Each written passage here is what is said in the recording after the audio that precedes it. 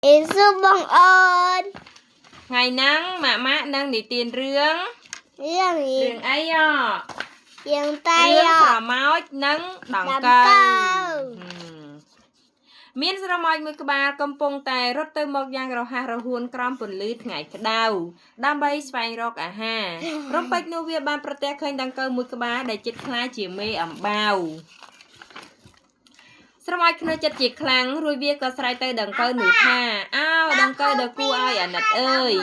ហេតុអ្វីក៏ជីវិតឯងកំសត់ម្ល៉េះមើលមកខ្ញុំចោះខ្ញុំអាចរត់លេងបានយ៉ាងសប្បាយទោះជាចង់ឡើងលើដើមឈើខ្ពស់ៗក៏បានដែរចំណែកឯងវិញបែរជាបានត្រឹមតែវាវើកនៅលើដីនឹងដើមឈើតែប៉ុណ្ណោះដង្កូវស្ដាប់ស្រមោចនិយាយដៀលខ្លួនយ៉ាងជក់ចិត្តប៉ុន្តែវាក៏មិនបានតបអ្វីដែរពីរបីថ្ងៃក្រោយមកស្រមោចមួយក្បាលនោះក៏បានឆ្លងកាត់នៅទីនោះម្ដងទៀតប៉ុន្តែវាបានឃើញតែសក់របស់ដង្កូវកាលពីថ្ងៃមុនប៉ុណ្ណោះវាស្រាប់តែមានការងើយឆ្ងល់ជាខ្លាំង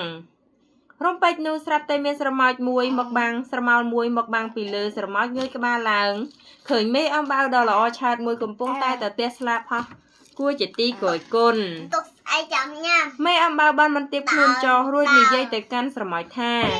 អោសម្លាញ់ដ៏គួរឲ្យអាណិតអើយមើលចោះជីវិតឯងពេលនេះបានត្រឹមតែរត់ចុះឡើងលើផ្លូវដ៏វែងឆ្ងាយប៉ុណ្ណោះ